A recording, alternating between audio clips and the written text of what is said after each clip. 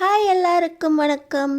நம்ம அழகே அழகு சீரியலில் பிடிக்காத கல்யாணத்துக்கு ஒத்துக்கிட்ட நம்ம அழகுமதியை இந்த குடும்பத்தோட கௌரவத்துக்கு எந்த பாதிப்பும் வரக்கூடாது, அப்பப்போ நடக்க வேண்டியது அப்பப்போ காலத்தில் நடக்கணும் அப்படின்னு சொல்லி இந்த ராகவனும் ராஜலட்சுமியும் அழகுமதிக்கும் சுரேஷுக்கும் ஃபர்ஸ்ட் நைட்டுக்கும் ஏற்பாடு பண்ணிட்டாங்க. உங்கள் அம்மா நகையெல்லாம் கொடுத்து விட்டுருக்காங்கன்னு சொன்னியே, அந்த நகையெல்லாம் எடுத்துட்டு வா அப்படின்னு சொல்லி இந்த ராஜலட்சுமி நம்ம அழகுமதியை, ஏன் மலரு, இந்த பொண்ணை கூட்டிகிட்டு போய் நகையெல்லாம் போட்டு சேலை கட்டி விட்டு அனுப்புறதுக்கு ரெடி பண்ணு, கூட பால் சொம்பு கொடுக்கணும் தெரியும்ல அப்படின்னு சொல்லி நம்ம மலர்கிட்ட சொல்ல, அத்தை ஏற்கனவே அந்த பொண்ணு ரொம்ப கஷ்டத்தில் இருக்குது, ஹாஸ்பிட்டலுக்கும் அனுப்ப முடியாதுன்னு சொல்லிட்டீங்க, அவங்க அப்பா எப்படி இருக்காங்களோ அப்படின்னா அந்த பொண்ணு பதட்டத்தில் இருக்க மாதிரி தெரியுது, இப்போ இதெல்லாம் வேண்டாமே, இன்னொரு நல்ல நாள் பார்த்து இதெல்லாம் வச்சுக்கலாமே அப்படின்னு நம்ம மலர் சொல்கிறாங்க.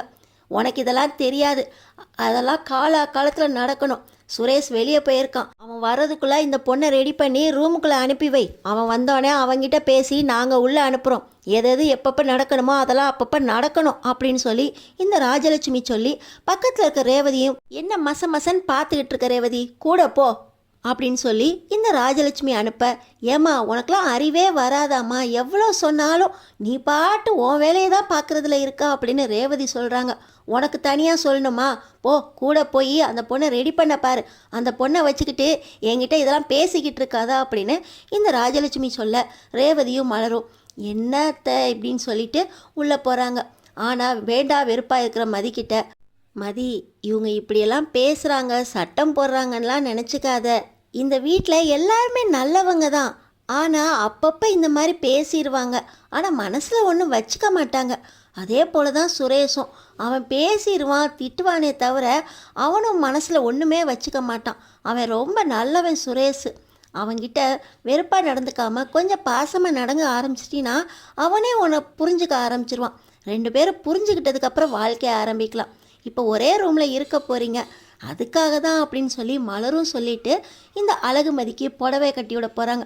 இதெல்லாம் நானே கட்டிக்கிறேன் அக்கா அப்படின்னு மதி சொல்ல, பரவாயில்ல மதி, இன்றைக்கி நான் செய்கிறேன், நாளையிலேருந்து நீயே பார்த்துக்கோ அப்படின்னு சொல்லி நம்ம மலரை எல்லாம் ரெடி பண்ணி கையில் பால் டம்ளரும் கொடுத்து அனுப்புகிறாங்க.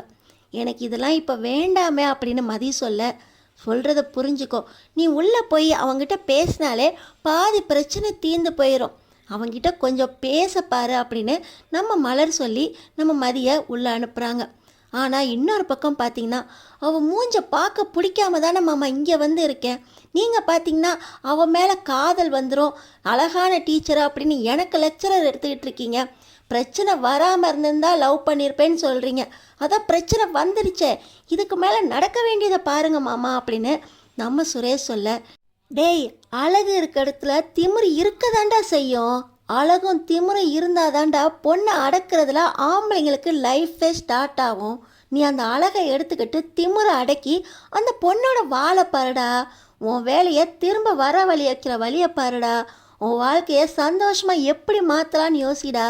வாழ்க்கையில் த்ரில் இல்லாட்டினா வாழ்க்கையை வாழவே பிடிக்காது, அந்த பொண்ணை அடக்கி உன் வழிக்கு கொண்டு வர வழியை பாரு, அந்த அழகா ஆளை பாரு அப்படின்னு இந்த தங்கராஜ் சொல்ல, மாமா இதெல்லாம் பேசுறதுக்கு நல்லா இருக்கும் மாமா,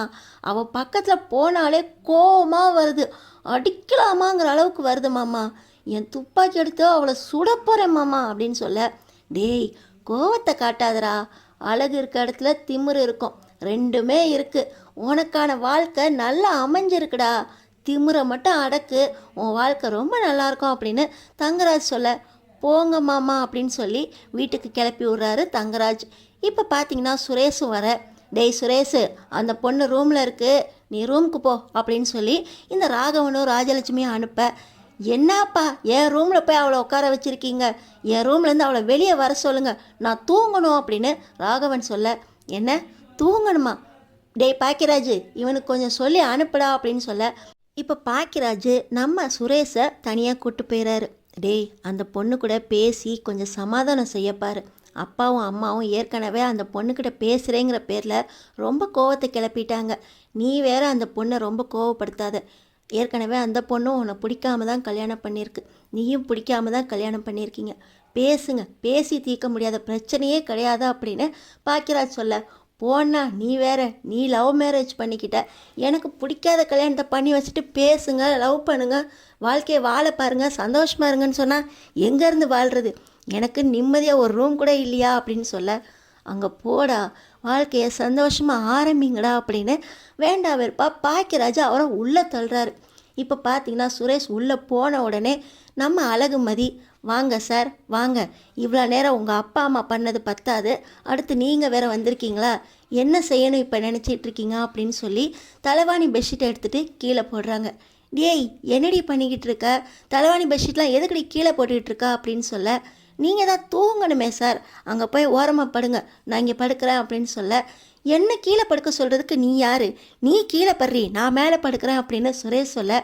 நீங்கள் கீழே படுங்க, நான் மேலே படுக்கிறேன், சும்மா பேசி பேசி தொல்லை பண்ணாதீங்க, எனக்கு தூக்கம் வருது அப்படின்னு நம்ம அழகுமதி சொல்ல, பேசி பேசி 2 பேரும் சமாதானம் ஆகுங்கன்னு அவங்க சொல்கிறாங்க. நீ பேசி பேசி தொல்லை பண்ணாதீங்கன்னு சொல்கிற, உன் மூஞ்ச பார்க்கவே பிடிக்கல, இதில் ஒன்றா ஒரே ரூமில் தூங்கணுமா, நான் கீழெல்லாம் படுக்க முடியாது, இது ஏன் வீடு, கீழே படுக்க இஷ்டம் தான் படு, இல்லை வெளியே போடியா அப்படின்னு சொல்லி இந்த சுரேஷ் சொல்ல, நானும் பார்த்துக்கிட்டே இருக்கேன், ரூம்குள்ளே வந்ததுலேருந்தே பிரச்சனை பண்ணிட்டு இருக்கேன், இப்போ உனக்கு என்னதான் வேணும் அப்படின்னு சொல்லி பால் டம்ளர் எடுத்து கீழே போடுறாங்க நம்ம அழகுமதி. பால் எதுக்குடி இப்போ கீழே ஊற்றுனேன், காலையிலேருந்து நானும் ஒன்றும் சாப்பிடாம இருக்கேன், நான் சாப்பிட போகிறேன் அப்படின்னு சொல்லி பழத்தை எடுத்து சாப்பிட போகிறாரு சுரேஷ். இப்போ நீ பழத்தை சாப்பிட்ணுமா, கத்தி எடுத்துக்கிறாங்க நம்ம அழகுமதி. பழத்தை எப்படி சாப்பிட்றேன்னு நான் பார்க்குறேன் அப்படின்னு சொல்லி அழகுமதி கத்தி அடிச்சுக்கிட்டு சுரேஷை மிரட்ட போக, இப்போ எதுக்குடி நீ கத்தி எடுத்த, உன்கிட்ட மட்டும்தான் இருக்குன்னு நினச்சியா அப்படின்னு சொல்லி சுரேஷ் ட்ராக்குள்ளேருந்து அவரோட ரிவால்வர் எடுக்கிறாரு. சுரேஷ் ரிவால்வர் எடுத்தோடனே, டேய் சுற்றுவியாடா, என் கையில் கத்தி இருக்குது தெரியும்ல, நீ என்ன பண்ணுறன்னு பார்ப்போண்டா அப்படின்னு சொல்லி நம்ம அழகுமதி ஏகுற. பால் டம்ளர் விழுந்த சத்தம் கேட்குது, என்ன 2 பேரும் சண்டையாக போட்டுட்ருக்காங்க அப்படின்னு ராஜலட்சுமி வேகமாக வந்து ஜன்னலில் எட்டி பார்க்க, இங்கே பாரு உன் குடும்ப லட்சணத்தை, உள்ளே இருக்கமே என்னன்னு தெரியாமல் வந்து எட்டி பார்த்துக்கிட்டு இருக்காங்க அப்படின்னு சொல்லி ராஜலட்சுமியை நம்ம அழகுமதி பேச, என் குடும்பத்தை பற்றி பேசுறதுக்கு நீ யாருடி, ஏற்கனவே கடனை அடைக்க முடியாமல் என்ன கல்யாணம் பண்ண வந்தவ தானே நீ, உங்கள் அப்பனை காப்பாற்றுற கூட துப்பு இல்லாமல், ஆஸ்பத்திரி சேர்க்கறதுக்கு காசு இல்லாமல் என்ன கல்யாணம் பண்ணிக்கிட்ட, இந்த லட்சணத்தில் என் குடும்பத்தை பற்றி பேசுறதுக்கு உனக்கு என்னடி தகுதி இருக்கா அப்படின்னு நம்ம சுரேஷ் பேச, இதெல்லாம் நீ பேசுறதுக்கு உனக்கு தகுதியே கிடையாது, வேலை போய் கல்யாணமும் நின்று போய் நைட்டோட நைட்டாக பொண்ணு வேணுமேனு அலைஞ்சு கடைசியில் என் காலில் வந்து விழுந்து என்னை கட்டிக்கோங்க அப்படின்னு எங்கள் அம்மாவை கெஞ்ச விட்டு இப்போ நீ தாலியை கட்டி கௌரவமாக இருக்க, இதில் நீ என் குடும்பத்தை பற்றி பேசுறியா, உன்னோட கௌரவத்தை காப்பாற்றினதே நான் தான் அப்படின்னு நம்ம அழகுமதி சொல்ல, உனக்கு காசு இல்லை அதனால் எனக்கு கழுத்தை நீட்டிட்டா அப்படின்னு சொல்ல, என்கிட்ட காசு இருக்கோ இல்லையோ மிரட்டி கல்யாணம் பண்ணது நீ அப்படின்னு சொல்லி 2 பேரும் மாற்றி மாற்றி சண்டை போட அங்கே எல்லாருமே கதவை தட்டுறாங்க. ஒழுங்கா பொண்ணா லட்சணமாக கத்தியை கீழே போட்டு கீழே போய் படுறி, பாய் எடுத்து போட்டியில அதில் போய் படு அப்படின்னு சொல்லி நம்ம சுரேஷ் சொல்ல, நான் கீழே படுக்க முடியாதுடா நீ போய் படுறா அப்படின்னு நம்ம சுரேஷ் கிட்ட அழகுமதி மறுபடியும் எகிற, கதவை தட்டிக்கிட்டு இருக்குங்க, கதவை உடைச்சிடலாமா அப்படின்னு பேசிக்கிட்டு இருக்க, இவங்க 2 பேரை சொன்ன எந்த அளவுக்கு போக போகுது, மறுபடியும் 2 பேரும் சமாதானம் ஆக முடியுமா, 2 பேரோட வாழ்க்கையும் என்ன ஆக போகுது தெரிஞ்சுக்க நம்ம சேனலை சப்ஸ்கிரைப் பண்ணி தொடர்ந்து பாரு.